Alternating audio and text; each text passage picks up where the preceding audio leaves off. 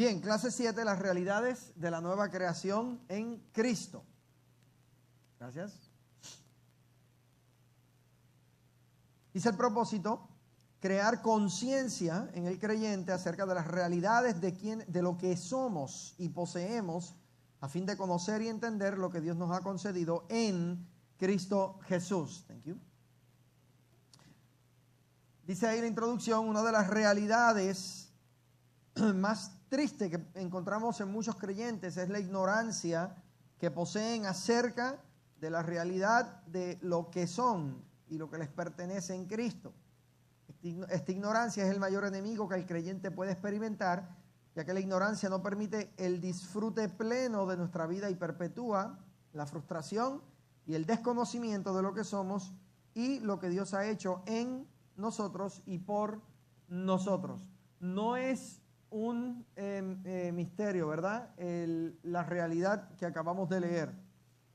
¿Por qué decimos que el cristiano que no sabe quién es y lo que posee en Cristo es un cristiano que generalmente usted lo ve frustrado? Bueno, porque estos son los cristianos que, basados en sus emociones, le sirven a Dios. Si la cosa va bien, ese domingo el culto estuvo glorioso.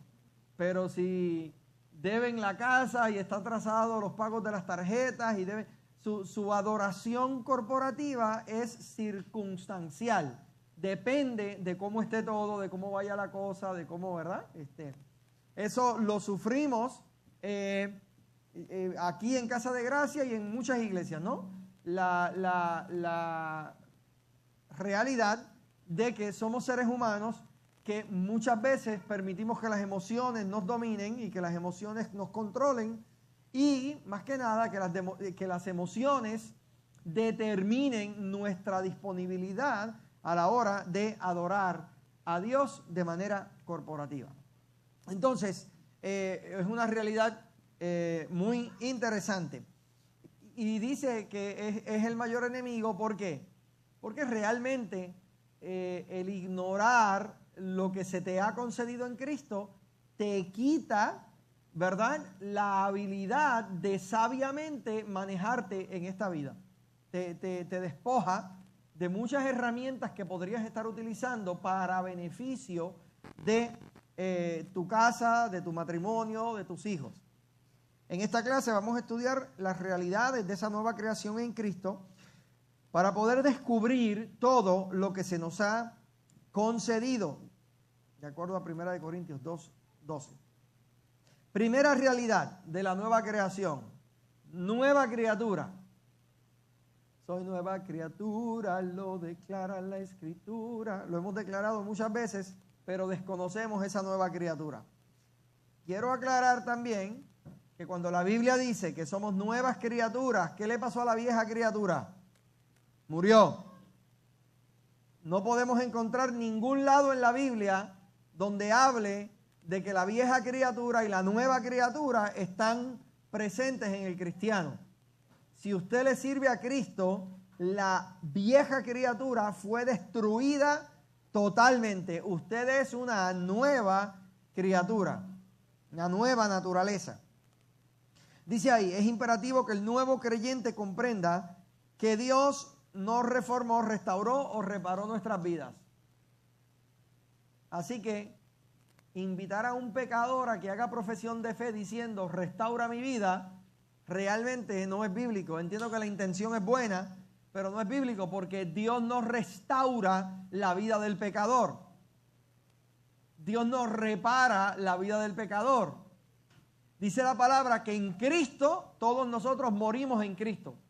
Y cuando Él se levantó de entre los muertos, dice, y juntamente con Él fuimos ascendidos. O sea, que la nueva criatura nació cuando Cristo se levantó de entre los muertos. ¿Todavía Dios estará restaurando vidas? Claro que sí. ¿Todavía Dios estará renovándonos? Claro que sí. Pero eso es una vez que usted ya es nueva criatura. ¿Por qué? Porque la nueva criatura puede sufrir los estragos de malas decisiones, puede sufrir los estragos de consecuencias de nuestras acciones que a veces, ¿verdad?, van contrarias a quienes nosotros somos en Cristo.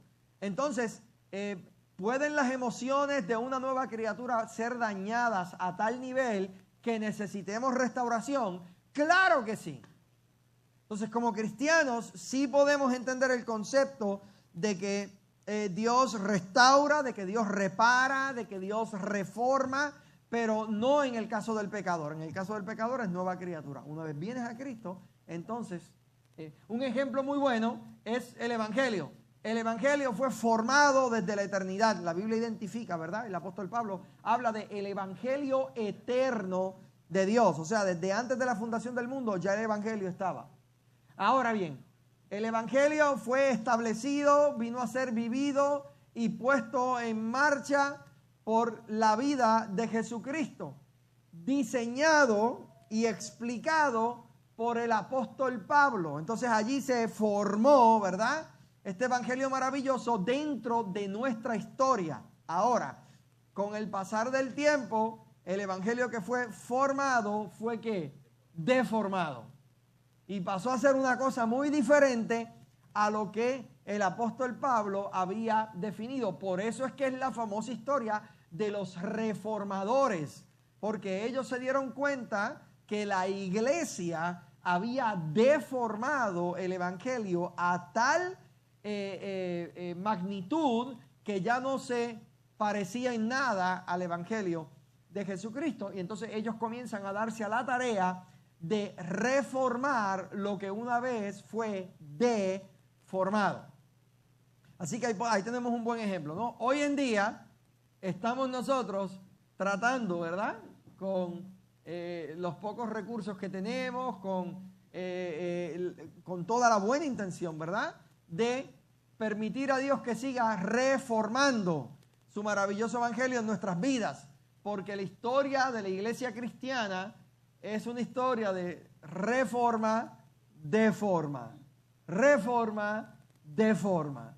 Entonces, es un reto, ¿verdad? Es un reto muy interesante el que tenemos. Ahora bien, cuando hablamos de reformar o restaurar en la vida del pecador, necesitamos entender que Dios no reparó nuestro espíritu, no reconstruyó nuestros corazones. Dice, nuestro espíritu estaba tan muerto y nuestro corazón tan corrupto que Dios decidió darnos un nuevo espíritu y un nuevo corazón. La promesa de un nuevo espíritu y un nuevo corazón estaba hecha desde el Viejo Testamento y fue profetizada por los profetas. Ezequiel, capítulo 11, verso 19. Y les daré un corazón y un espíritu nuevo, pondré dentro de ellos, y quitaré el corazón de piedra de en medio de su carne, y les daré un corazón de carne. Os daré corazón nuevo y pondré espíritu nuevo dentro de vosotros, y quitaré de vuestra carne el corazón de piedra y os daré un corazón de carne, y pondré dentro de vosotros mi espíritu, y haré que andéis en mis estatutos. Me encanta esa expresión, y haré. ¿Qué quiere decir eso? Yo voy a provocar esto. Yo voy a provocar que ustedes anden en mis estatutos y que guardéis mis preceptos y los pongáis por obra. Luego Jeremías capítulo 31, verso 33 dice, pero este es el pacto que haré con la casa de Israel después de aquellos días, dice Jehová. Daré mi ley en su mente y la escribiré en su corazón, y yo seré a ellos por Dios y ellos me serán por pueblo. Jeremías 32, del 39 al 40 dice, y les daré un corazón y un camino para que me teman perpetuamente, para que tengan bien ellos y sus hijos después de ellos. ¿Quién dijo que había que escoger entre dos caminos? Things that make you go, Porque ahí está hablando de un futuro que habría de ser plasmado y llevado a cabo por el mismo Cristo. Dice, les daré un corazón y ¿cuántos caminos? Para que me teman y perpetuamente, para que me teman perpetuamente, para que tengan bien ellos y sus hijos después de ellos. Y haré con ellos pacto eterno, que no me volveré atrás de hacerles bien, y pondré mi temor en el corazón de ellos para que no se aparten de mí. ¿Con qué propósito es el temor de Dios? Para que no te apartes. Gloria a Dios por el temor de Él, ¿eh? El apóstol Pablo, estando consciente de estas promesas y recibiendo revelación de las realidades del nuevo creyente, escribe en 2 de Corintios 5, 17, de modo que si alguno está en Cristo, ahí está, nueva criatura es. Las cosas viejas pasaron y aquí todas son hechas nuevas. Esa escritura la decimos mucho, pero se nos olvida mucho también. Si la Biblia dice que eres nueva criatura, eres nueva criatura. Nunca la Biblia enseña en el Nuevo Testamento, de hecho en ningún lado, la existencia de dos criaturas adentro de ti. Tú eres una sola criatura. Si tienes más de una criatura dentro de ti, eso se llama esquizofrenia, o no sé si llamarlo bipolaridad, trastorno de personalidad. Entonces, todo el que quiera pelear con ese concepto, ¿verdad? Yo no estoy licenciado a ser psiquiatra. Solo soy pastor, que es casi lo mismo. Bueno, vamos a salir de ahí. Exacto, o la licenciatura. Dice, estos textos mencionados arriba nos revelan la realidad de que somos criaturas totalmente nuevas. Esta criatura nueva es totalmente, diametralmente diferente a la vieja criatura. Mira ahí la comparación. La vieja criatura, de acuerdo a lo que dice la Biblia, estaba muerta en delitos y pecados. La nueva criatura no fue hecha del polvo de la tierra ni de simiente corruptible, sino que fue hecha de la misma vida de Dios. ¿Usted escuchó eso? ¿Por qué Adán pecó? Bueno, Dios hizo polvo de tierra, barro, creó el caparazón, ¿verdad? Y luego sopló su aliento de vida. Entonces el depósito de la vida de Dios estaba en una simiente, en un caparazón que era corruptible, hecho de barro. Pero cuando Dios decidió soplar su nueva vida en ti, es una nueva vida, es la misma vida que estaba en Adán, pero ¿qué pasa? En el proceso ahora, gracias a Cristo, este cuerpo poco a poco va siendo transformado y en algún momento experimentaremos, ¿verdad? Esa es la esperanza que tenemos los creyentes, los cristianos, que en algún momento, ¿verdad? En un abrir y cerrar de ojos seremos transformados y nuestro cuerpo habrá de ser un cuerpo glorificado en Cristo, en donde veremos la restauración total y completa al fin de todas las cosas. Pero la nueva vida en Cristo, mi hermano, no es corruptible. La vida de Adán demostró y probó ser corruptible. Amén. Eso no quiere decir que cuando usted peca, usted estará corrompiendo la vida de Dios en usted. En ninguna forma. En ninguna forma. Y aquí es donde mucha gente se equivoca. No predicamos no promocionamos que usted puede seguir pecando porque la vida de Dios esté intacta. A pesar de que es así, no es un principio que es que tiene que ver con nosotros. ¿Por qué? Porque usted y yo saber que la vida de Dios está en nosotros no nos produce pecar. Tampoco nos produce justificar el pecado. ¿Entendió eso? Cuando usted ve a una persona tratando de justificar su pecado, aunque se ampare en la soberanía de Dios, no nos paramos con ellos. Porque no podemos estar diciendo, es que eso sucedió porque Dios así quiso que sucediera y yo no voy a hacer nada al respecto. Porque la vida de Dios produce en mí el yo querer cada día ser mejor. A pesar de que mis acciones a veces no lo demuestran. ¿Cuántos de ustedes aquí en esta semana fallaron? O sea, no es que ahora decimos, necesitamos ser robots, necesitamos ser... Óyeme, somos seres humanos y todavía, ¿verdad? Podemos fallar, pero eso no debe ser nuestro modus vivendi, porque sabemos quiénes somos en Cristo. La vieja criatura era esclava del pecado. ¿Se acuerdan cuando lo estudiamos? Que antes de la caída, Adán era libre para pecar o no pecar, pero después de la caída, Adán quedó libre solo para pecar. ¿Podrá ser posible que el hombre caído, en su naturaleza caída, él solito deje de pecar? Imposible. Cambia de hábitos y de pecado. Cambia de hábitos y malas costumbres, ¿verdad? Pero, o puede modificar algunas conductas, pero olvídate que en la mente y su corazón todavía está dañado. Después de la caída, anyway. Después de la caída, el hombre quedó preso y esclavo del pecado porque su naturaleza cambió a una naturaleza pecaminosa. Romanos capítulo 3, versículo del 10 en adelante, no hay justo, no hay uno, no hay quien entienda, no hay quien haga el bien, no hay ni siquiera uno. Interesante, ¿vio eso? Esa es la condición del hombre, la condición natural del hombre que no tiene a Cristo. Su condición es de muerte, su condición es pecaminosa. Entonces la vieja criatura estaba condenada a muerte eterna. ¿Por qué sabemos que la vieja criatura estaba condenada a muerte eterna? Porque la Biblia dice que la paga del pecado es muerte, mas la dádiva de Dios es vida eterna.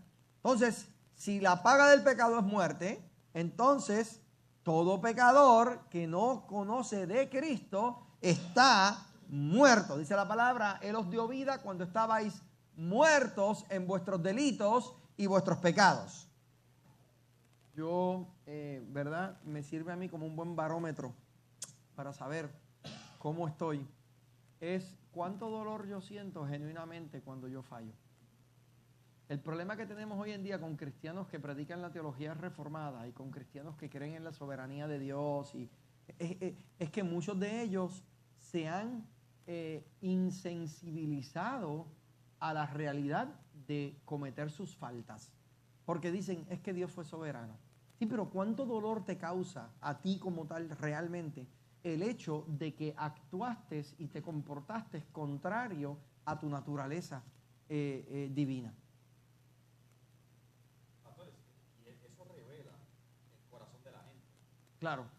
Porque si tú la gracia a Cristo te da ganas de pecar, entonces es como un ejemplo que vi una vez, es como una persona que dice, Dios no me da dinero porque sabe que me voy a perder. ¿Me entiendes? Es como si yo me enterara que mi esposa, por su carácter, va a cumplir su palabra conmigo y nunca me va a abandonar a pesar de que yo la traiciono. Eso a mí no me debe dar ganas de, pues yo me voy a ir por ahí al garete, no. Exacto. Al contrario, ¿sabes? Se supone que eso cause en ti de que wow. Y de cierta manera la gente no entiende que el pecado, lógicamente, no es hecho por Dios, pero te mantiene, ¿cómo decirte?, en tu lugar, porque hay mucha gente que humanos al fin que somos, se creen, olvídate, están acá arriba, ¿sabes? Y más cuando están aprendiendo o cuando logran cosas, ¿sabes? Y es como dijo el apóstol Pablo, ¿sabes? Señor, mira, quítame esto, ¿me entiendes? No, papito, tranquilo, vamos a dejar eso ahí. Claro. Vaya conmigo para mantenerte los pies en la tierra. Es la cosa. La tentación a veces no se va para mantenerte, como dice el americano, grounded. Te mantiene haciendo ground, te mantiene con tu vida en la gloria, pero con tus zapatos en la tierra. Sin hacer alusión a ni. Sí, porque tuve que decirlo al revés, porque si no iban a cantar también el jingle. Ustedes necesitan salvación. Daniel, están hablando de un anuncio muy famoso allá, que decía, sus pies en la tierra. ¿Tú te fijas, brother? Están dañados. Excúsalos, Tania, por favor. Muchos compraron ahí. Ay, señor.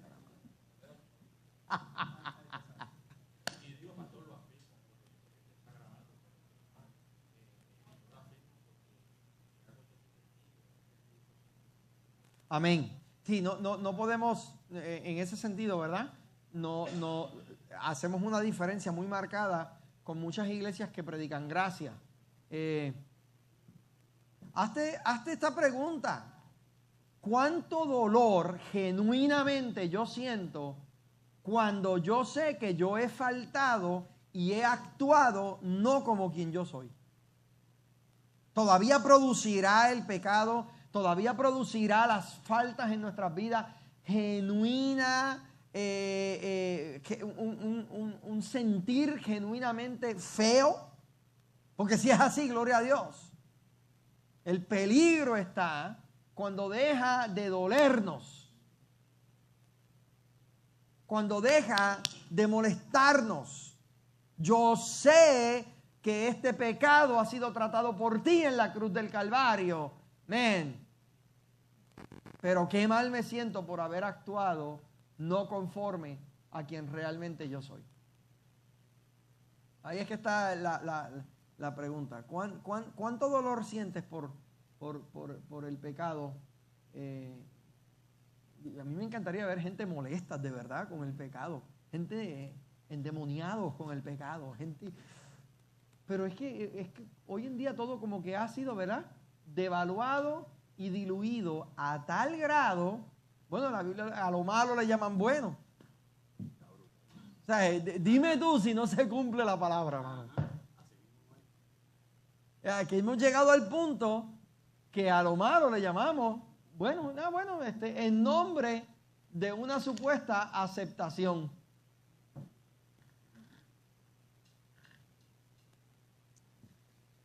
Entonces, el último punto de la vieja criatura era enemiga de Dios por su naturaleza pecaminosa. Mire, en pecado estábamos enemistados con Dios, óigame bien, pero ahora que yo estoy en Cristo, somos amigos, eternamente. Y no hay nada que pueda cambiar ese estatus mío con Él. No existe pecado, no existe conducta, no existe nada que pueda separar. La Biblia dice, ¿quién nos separará del amor de Cristo? Tribulación, angustia, persecución, hambre, desnudez, peligro. Nada te puede separar, nada ni nadie te puede separar del amor de Dios. Eso debería traerte paz, porque ya no tienes al guerrero justiciero con el látigo de la justicia, ¿verdad? Diciendo, ¡hey! Eso no se hace. Yo no sé si yo les había dicho esto, pero una de mis traumas cuando yo era niño, cuando íbamos al campamento, un campamento que había en un pueblo que se llama Barceloneta, allá en Puerto Rico, la famosa viña de oración. No sé si todavía lo tienen, pero para ese tiempo tenían un mural. En la capilla principal había un mural en donde había un dibujo donde se veía a Cristo que había acabado de voltear las mesas. ¿Se acuerda la historia cuando Cristo volcó las mesas? Cristo había volcado las mesas, estaban las cosas en el suelo y estaba Cristo con un látigo suelto, así, y allí al frente estaba uno haciendo así. Ese era el mural en la viña de oración. Eso era para que cuando entrara, entendiera, mira lo que te espera aquí adentro, Dios va a tratar contigo de esta forma. Y mire, yo sé, óigame, créanme, yo sé que hay gente que funciona de esa forma. Pero no somos todos. Les voy a confesar algo. Yo he hablado con personas desde que empecé el ministerio aquí en Casa de Gracia. Yo he hablado con personas a quienes he tenido que predicarles un evangelio justiciero de esto, en donde me he visto así amenazándolo. Sigue así, papá, te va a llevar el diablo, brother. Así. Sí, y con eso logro que como que... Porque yo no sé, aquí hay padres que tienen niños que funcionan a la buena, pero habrá padres que tengan niños que funcionan con... ¿Ah? Porque realmente mira, hay una diferencia. Mi niña Adriana es la clase de niña que si ella sabe que hizo algo malo, ella puede venir donde mí, confesarme lo que hizo, que a lo mejor yo ni lo sabía, y luego me dice, me voy a castigar, me voy para el cuarto. Y se va. Entonces, ella como que, ella solita, ¿verdad? Se nombra castigo, se nombra penitencia, se nombra, you know? Sí.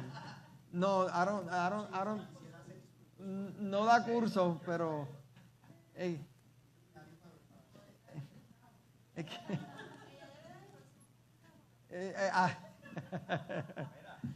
pero ese es Adriana. Es Adriana. ¿Te fijas? Hay otros niños que no funcionan de la misma forma. Hello, por lo menos sincero, tienes un 10 por sinceridad. Sí. Y para ellos, entonces, tenemos las botas, las chanclas, las correas. Ahora dígame, dale, levanta la mano. ¿Te fijas? Porque en el caso mío, ¿verdad? Las ramas de árbol de guayaba, ¿no? Las espátulas. Cuando vea a mi papá, pregúntele si se acuerda todavía cuando me dio una paliza con una espátula de huevo. Sí. Y yo tenía apenas, ¿qué? Como 7 años, yo creo que tenía 6 o 7 años. Y todavía me acuerdo. Es que así de bueno yo era, ¿no? Pero, ¿qué les quiero decir con esto? Eso se traduce también, y lo podemos ver en las iglesias. ¿Qué personas son más propensas a entender un mensaje? ¿Ah? Los drogadictos, los que vienen de adicciones terribles, los alcohólicos, gente así, usualmente, no siempre, usualmente funcionan, hay que entrarles a cantazo. Y esa gente así, óigame bien, es que por eso es que Dios es maravilloso. Por un tiempo, ellos necesitan vivir una vida bien religiosa. Mira a ver quién entendió eso. No, tú no puedes hacer eso, punto, se acabó. Pero es que todo me es lícito, eso no aplica a ti todavía. Y te lo puedo demostrar en vida, ¿verdad? Con el ejemplo de mi amado primo, el pastor Gilberto Ávila. Dios sacó al pastor Gilberto cuando él era joven de un vicio terrible de crack, la piedra. El hombre estaba terriblemente flaco, piel sobre hueso. Difícil creerlo, ¿verdad? Para los que lo conocen. Pero en el momento en que él viene a los pies de Cristo, mi hermano, él era la persona más pentecostal y no, que aquí hay que hacer las cosas como Dios manda porque el juicio y esto. Eso le funcionó por un tiempo en lo que abandonó su sistema y ahora es un predicador de gracia. ¿Vio eso? Porque si por tanto tiempo estuviste esclavizado a una adicción como esa, lo que viene es fuerte para poderte desconectar de tu situación. Te lo demuestro en la sociedad. Por los crímenes que tú cometes, hay una cárcel en donde tu libertad es restringida. Pero se supone, ¿verdad?, que sea por un tiempo, porque el propósito de la cárcel es rehabilitarte. Dios mío, esto se entiende como que estoy hablando ahora juicio y condenación en una iglesia de gracia. Pero aún eso es gracia, pastor. Pero eso es gracia. Ahí, de forma de gracia, porque hay gente que son salvos a través de esa cosa. Claro que sí. Por eso es que no podemos criticar el movimiento a veces rajatabla. ¿Por qué? Porque están ahí porque Dios lo ha permitido. De hecho, muchos de esos movimientos están ahí para procesarte a ti y para procesarme a mí. ¿Qué dijo el apóstol Pablo cuando tuvo la oportunidad de hablar de gente que estaban abusando el mensaje de la gracia, poniendo un montón de preceptos y un montón de religiosidad? ¿Qué fue lo que Pablo dijo? ¿Alguien ha leído el apóstol Pablo? ¿Qué fue lo que él dijo? Él dijo, por lo menos el nombre de Cristo está siendo predicado. O sea, él estaba tan y tan sano acerca de donde él estaba, que él veía a esa gente y decía, bueno, por lo menos están predicando a Cristo. Están en ignorancia, y yo no, obviamente Pablo no deseaba dejarlos en ignorancia, pero en la vida de él eso no lo afectaba. No es como cristiano que una vez tienen la gracia, ay, tú todavía estás creyendo eso. Ay, mi hijo, tú tienes que actualizarte. Entonces utilizan su grado de iluminación en cuanto a las escrituras como un método para hacer sentir mal al que todavía viene creciendo. El mismo que está hablando así, tú lo dijiste bien, Tania, todavía no has disfrutado de una libertad genuina. Porque cuando tú eres libre genuinamente, el que tú veas a otro en esclavitud no te hace exaltarte por encima de ellos. Y eso es lo que debería generar este evangelio: amor, pasión por Cristo y compasión por las almas. Estamos prestos a comenzar una nueva serie de mensajes que tiene que ver con hambre por las cosas de Dios, que hambre se traduce como pasión. Ya prontito vamos a estar comenzando y tiene que ver con eso. Lamentablemente no disfrutamos hoy en día a Cristo porque realmente no estamos tan apasionados por Él. Bien, un anuncio, ¿verdad? La nueva criatura. El segundo punto dice, tiene la vida de Dios, por lo tanto, tiene vida eterna. Y para la próxima clase vamos a explicar bien eso. Punto 3, es libre del pecado y la muerte para siempre, no por un tiempo. Somos libres de toda condenación eternamente. Nadie la puede condenar. ¿Por qué? Porque está en armonía y paz con Dios para la eternidad.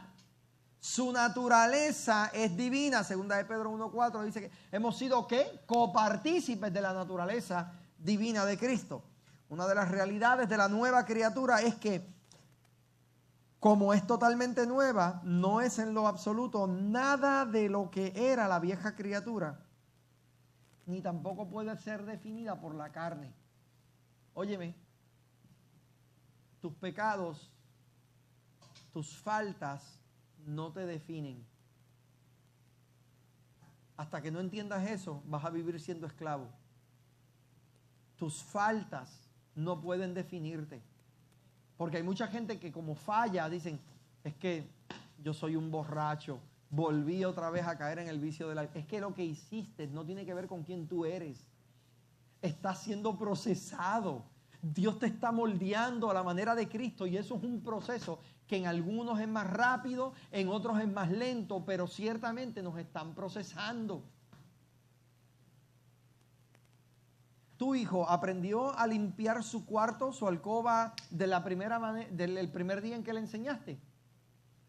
¿O tuviste que ir varias veces? ¡Ey, se te olvidó esto! ¡Ey, se te olvidó esto otro! Mira, así se hace y con tu ejemplo empiezas a enseñarle. Hay niños que aprenden al momento, pero hay otros que les toma práctica y van a errar y en varias ocasiones van a equivocarse, pero usted no los condena por eso, usted les sigue enseñando. Ese es el proceso maravilloso de Dios en nuestra vida.